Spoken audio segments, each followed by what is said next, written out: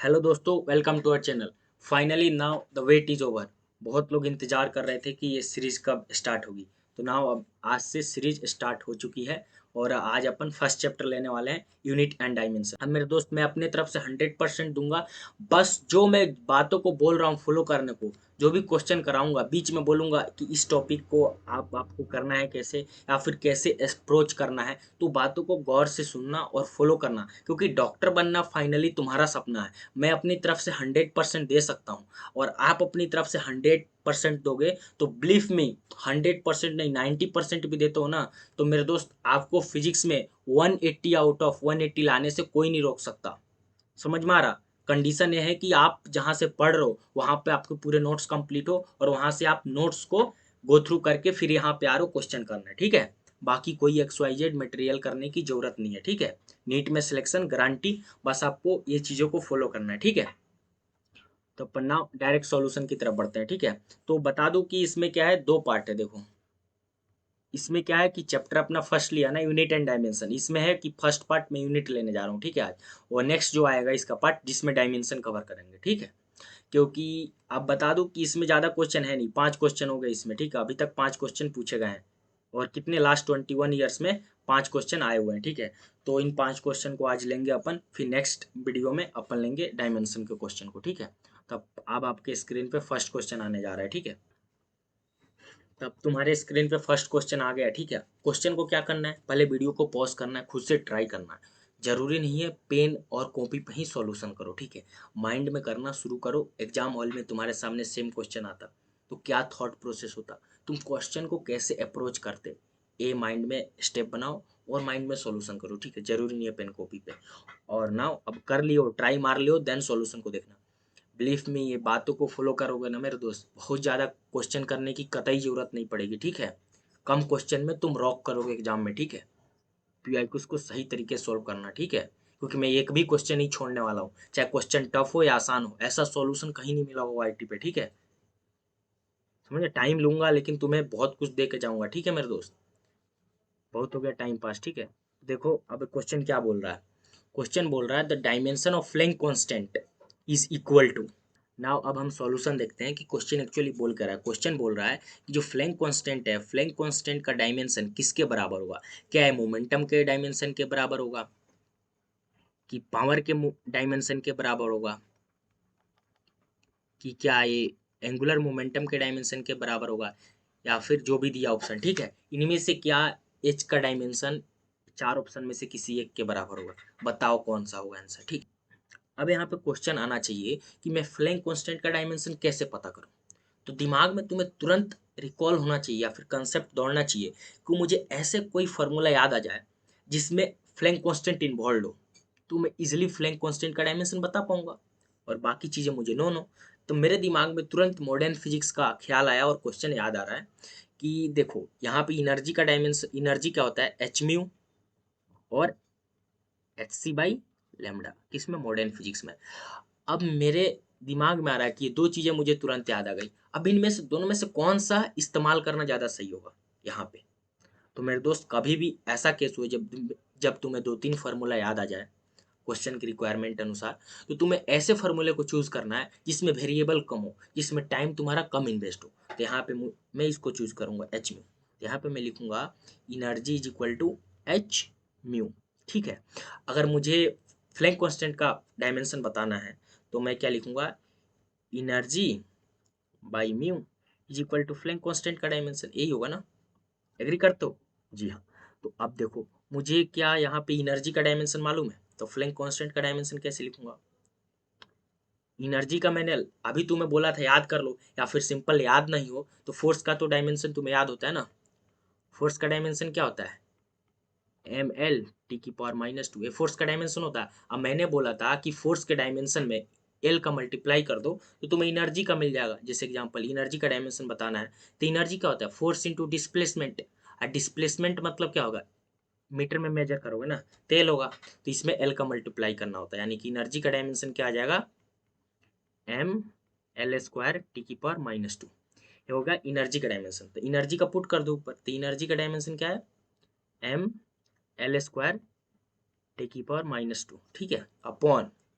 अब फ्रीक्वेंसी का बहुत लोग को डायमेंशन नहीं मालूम होता है। जैसे फ्रीक्वेंसी का डायमेंशन सिंपल लोग को मालूम होता है, 3 वर्स होता है, समझ में आ रहा है।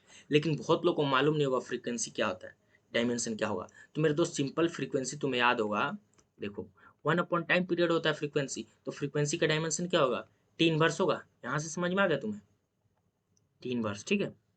तो यहाँ पे पुट कर दो फ्रीक्वेंसी का डायमेंशन 3 वर्स, समझ में आ रहा। तो ओके, अब आगे बढ़ो। यहाँ पे क्या होगा, ml² t⁻⁻1, क्योंकि एक माइनस और -2 पावर में, तो इनको माइनस करो तो प्लस हो जाएगा, ठीक है। तो एक कम हो जाएगा, समझ में आ रहा है। ये सिंपल है, तुम्हें ऐड सब्ट्रैक्शन आता हो, या फिर एक कट कर दो यहाँ पे तो एक बचेगा यहाँ पे, ठीक है। अब ये बताओ इनमें से कौन सा होगा। तो सिंपल से बात से तुम्हें एक ध्यान में आना चाहिए कि इनमें से कौन सा ऑप्शन सी होना चाहिए। अब एलिमिनेशन से भी तुम जा सकते हो और सिंपली तुम चेक भी कर सकते हो। तो देखो,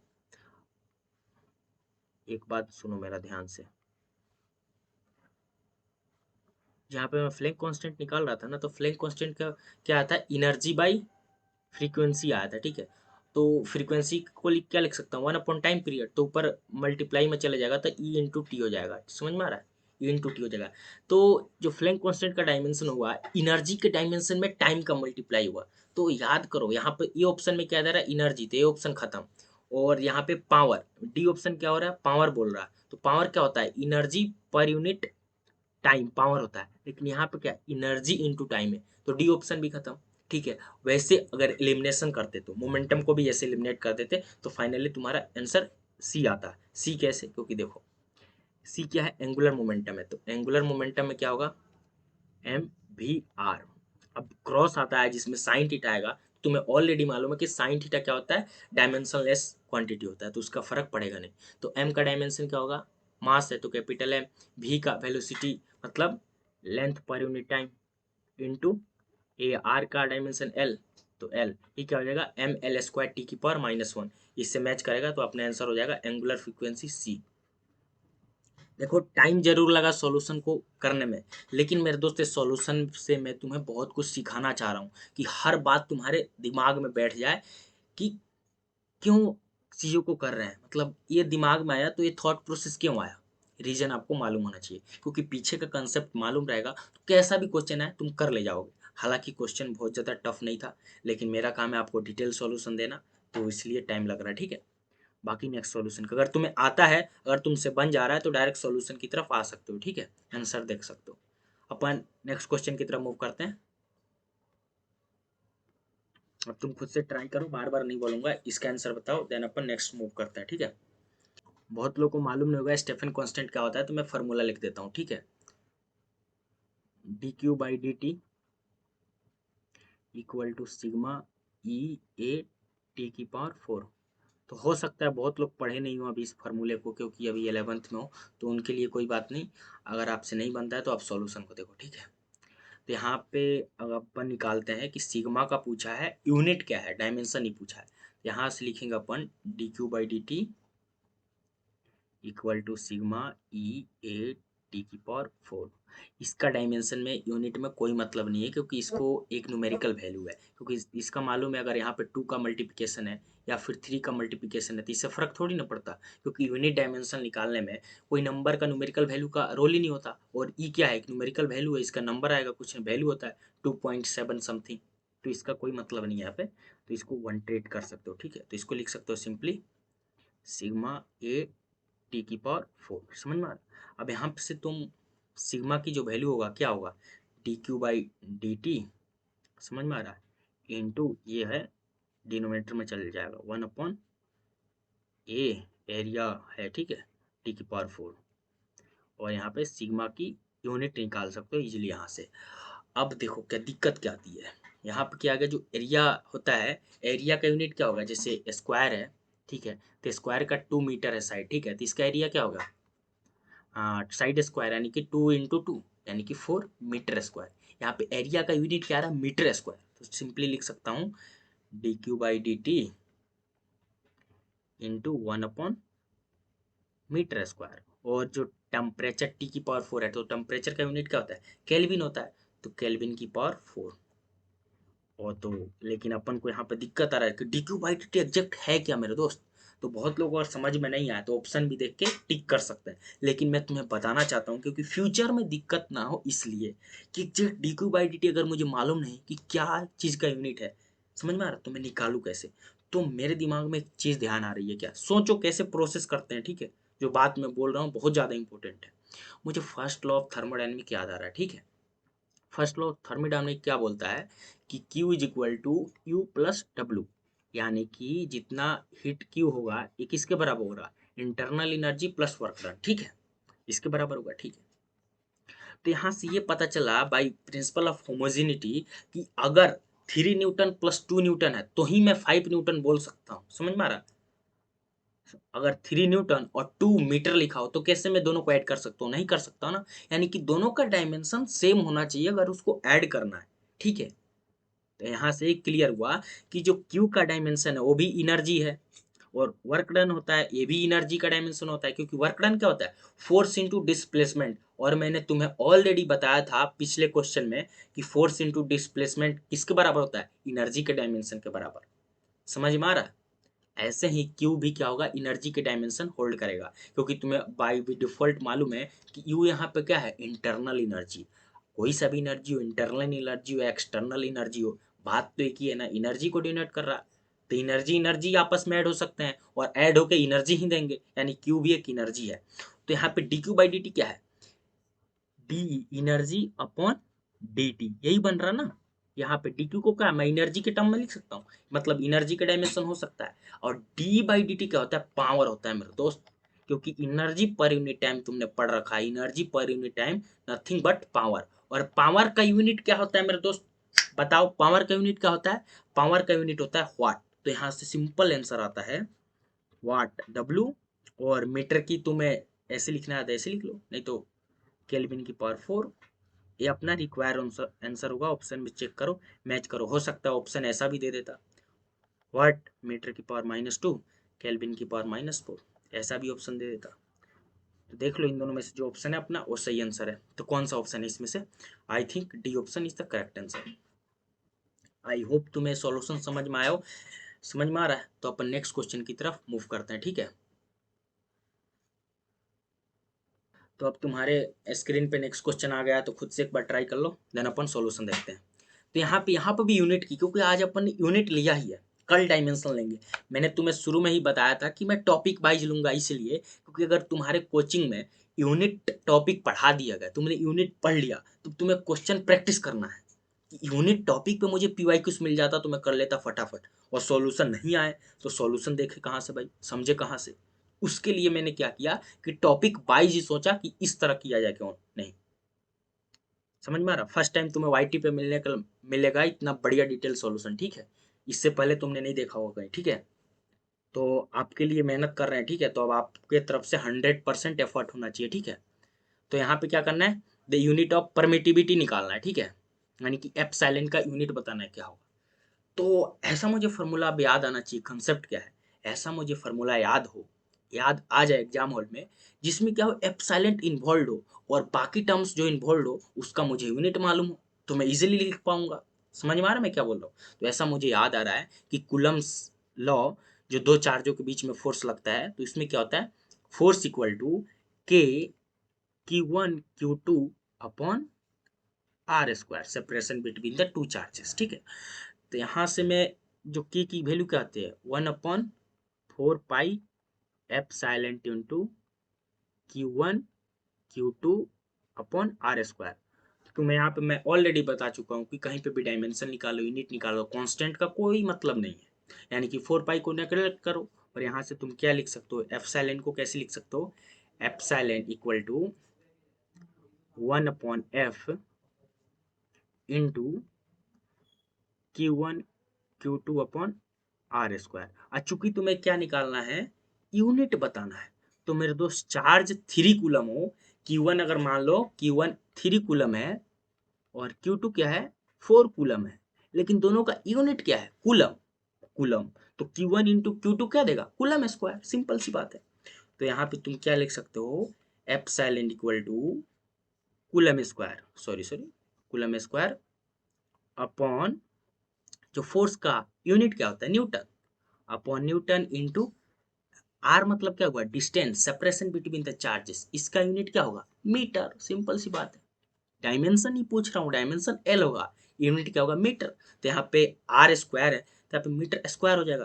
तो ऐसा देखो कौन सा ऑप्शन दिया है, हो सकता है इसको ऐसे भी दिया हो, coulomb square newton inverse metre की पावर -2, ऐसा भी दे सकता है। या फिर ये देखो कहाँ दिया, कौन सा ऑप्शन में, तो यहाँ पे आंसर क्या दिया होना चाहिए अपना, कूलम स्क्वायर, नहीं ये डी ऑप्शन गलत है, अपना होना चाहिए coulomb upon newton metre square. तो अपना क्या आएगा, कूलम स्क्वायर, यानी कि सी ऑप्शन, देखो सी ऑप्शन मैच कर रहा, coulomb square upon newton metre square. समझ में आ रहा है?